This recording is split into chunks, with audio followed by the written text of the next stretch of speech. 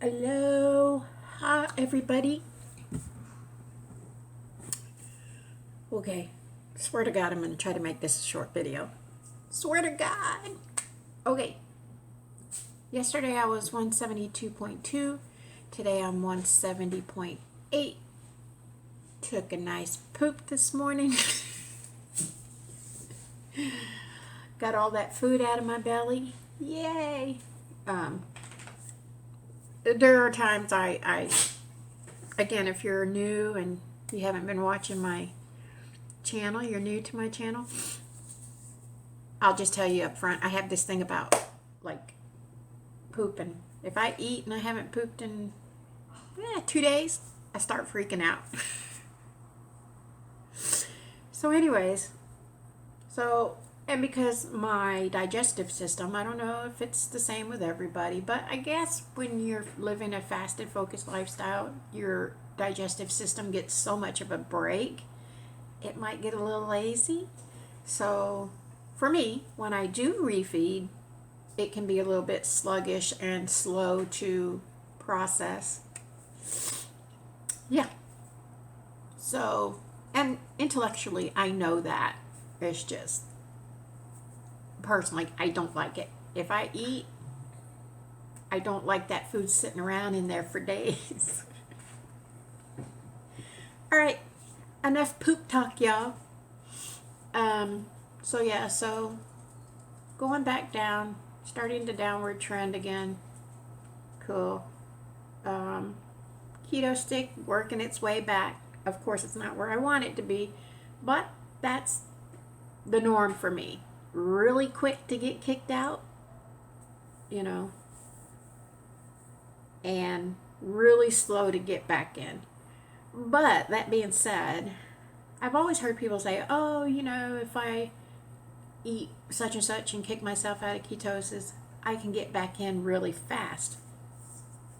Like, I know Cole can get back in really fast, he says, within hours, I don't really, I can't compare myself to Cole. He's, in incredible shape, so I'm sure incredible shape outside his body and inside his body, so I can't compare myself to him as far as recovery with the ketosis. But I have heard people say that, oh, I can get back in really quick. And in my brain, because to me, unless I see a dark color on my stick, then I'm like, okay, dark color equals ketosis. Even though pink is still ketosis, for me, I like it to be a little dark, not the darkest color, but the one right next to it. And then my brain says, oh, okay, I'm in ketosis. And I totally ignore all the other shades, right? So when people say, oh, I can get back in within hours, maybe they mean those lighter shades. Because if that's the case, then I don't do too bad as far as getting into ketosis either, if I'm going to count the lighter shades, which you should. It's still ketosis. So it's just I like to see the darker shade.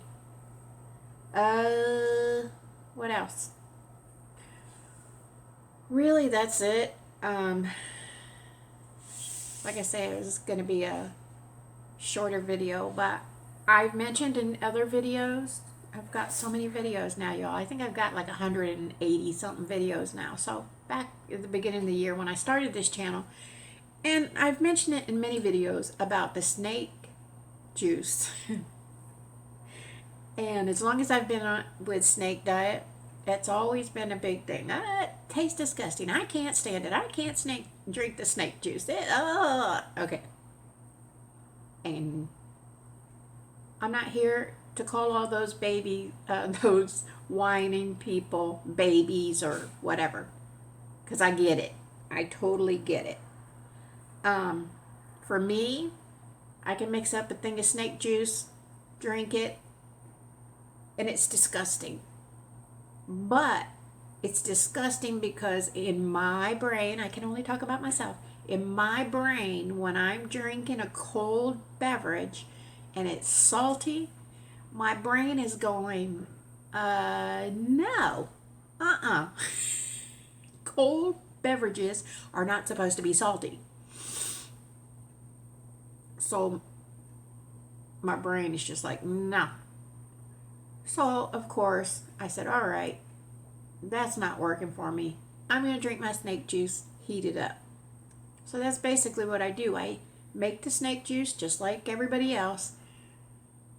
But then when I'm ready to drink snake juice, I make a big mug, giant mug of it, put my cayenne pepper in it, and I nuke it nice and hot so that when I'm drinking it, it computes with my brain better.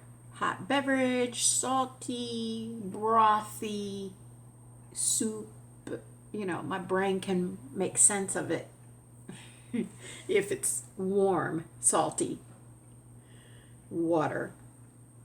So that's what I've always done. I've always heated up my snake juice for me, and I've heard many people also say, "Oh, I tried that, I couldn't do it." Okay. I'm just saying what I do, what works for me, and the mentality behind it. My brain can deal with warm, salty water. It cannot deal with cold, salty water. So for me, that's what works. So I always heat my snake juice, and yeah. And so sometimes I'm sipping on that. Sometimes I'm taking a concentrated form of snake juice, which Cole's made a video on that because he does that a lot as well. And sometimes I'm doing the concentrated form of the snake juice. But yeah, heating up is the way to go. If you can't stand snake juice and you haven't tried the warmed up version, give it a try and see if you prefer it warm. But anyways, thought I'd throw that out there. I talk about that occasionally, and because I know that's one of people's biggest complaints is the taste of the snake juice. Okay, and then before I go, because I'm 7 minutes in, so I have time, and I'm gonna do a really quick story time, y'all. So, but I'm gonna make it a quick story time, as quick as I can.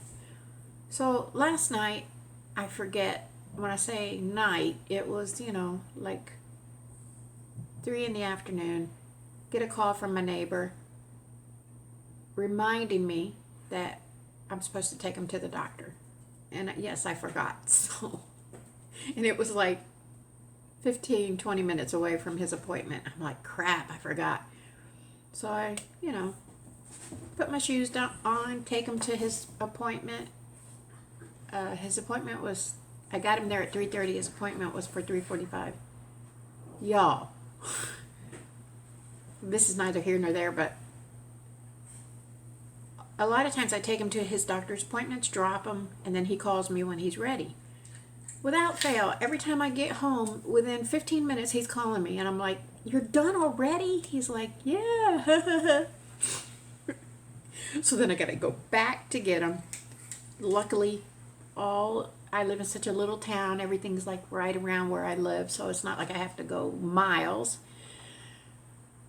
But so yesterday I'm like, okay, I'm not doing that. I'm just going to sit in the car, watch some YouTube videos, and wait for him instead of having to go home, waste that gas, right? As luck would have it, because I decided to wait for him, that appointment took him 2 hours and 45 minutes that I'm sitting in the car. Anyways, so he comes out, we go home. As we're walking up to our building, I look over and I see my neighbor, older lady. I mean, she's old. She's, I forget what she told me, in her 80s, I think, on the ground, sitting, with her dog on the leash, right? I'm like, "Margaret, what are you doing? Did you fall?" She acknowledges that she fell, so now I'm trying to hurry up and get to her, and I hear somebody behind me, a man's voice. "Oh, I got it. I got the paramedics coming." I'm like, Turn around, it's one of the other neighbors. I'm like, oh, okay. So we all hurry to help her, and there's another lady as well with him. So we all hurry to help. And so I'm thinking, okay, we're gonna wait for the paramedics. You know, they always say don't pick a person up after they fall. You know, wait for the paramedics. I'm coming in the middle of the situation, so I don't really know what the fuck is going on.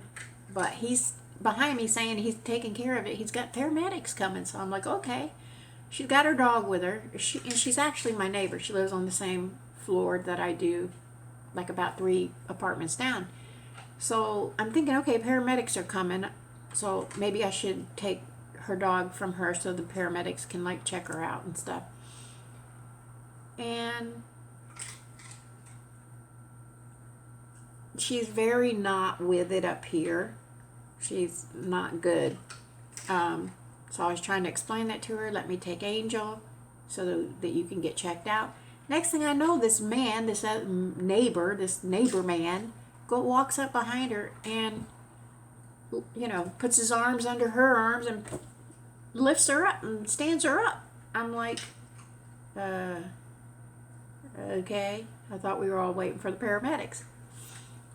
I said, shouldn't you wait for the paramedics? And the man starts laughing. He's like, and I said, didn't you say you called the paramedics? He said, no, I am the paramedics. I'm like, okay.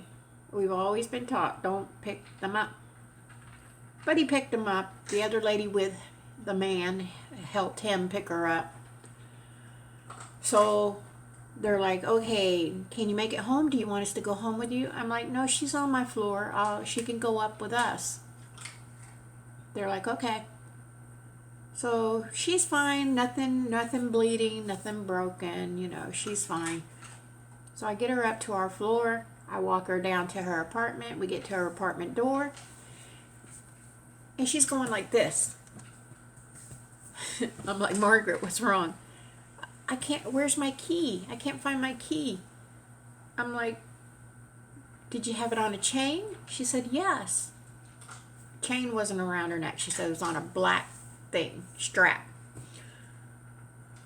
She also had her purse with her. I said, you sure it ain't in your purse? No, it ain't in there. I'm like, are you sure? Do you mind if I look? She's like, no, I don't mind.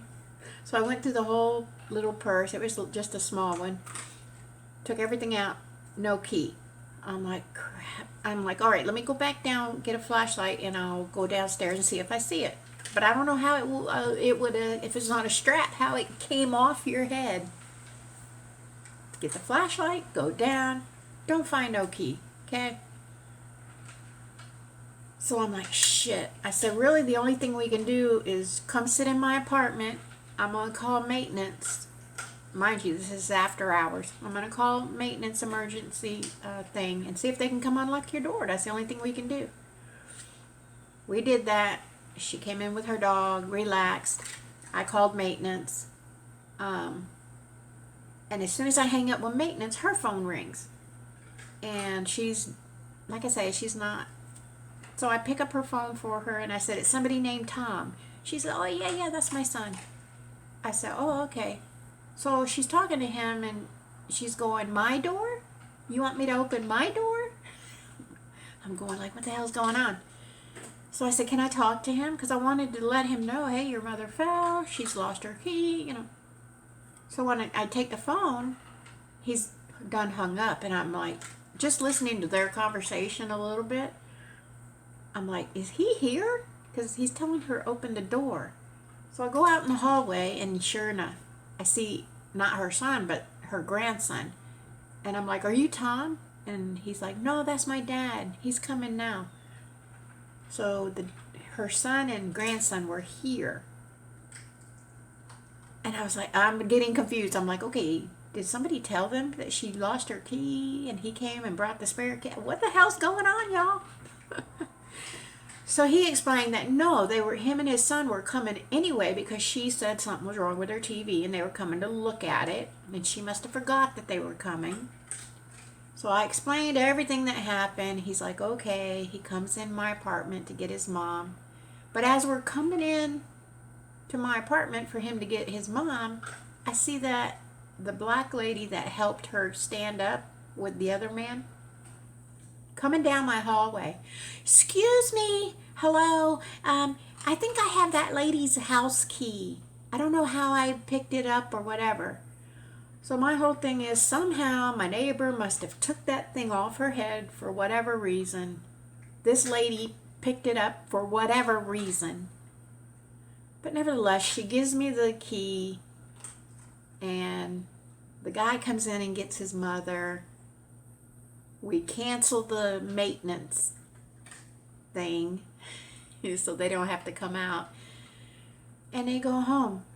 So it was an interesting night last night. But I like to help my neighbor. She was so appreciative. Her son was appreciative. But man, y'all, it's so hard dealing with somebody who's, whether it's Alzheimer's or dementia or whatever, like they're just not, and it's kind of like she's there. It's like she floats in and out. She's there, she's not there, she's there, she's not there, and it's really hard to like communicate with them. And it's hard for them as well, because you can just ask her a simple little question and it'll take her 10 minutes to form her thoughts and get them totally out, I want to fight to the death to stay as healthy as I can, y'all. I don't want to be all humped over using a cane, using a walker, using a scooter, losing my mind, which I may still lose my mind.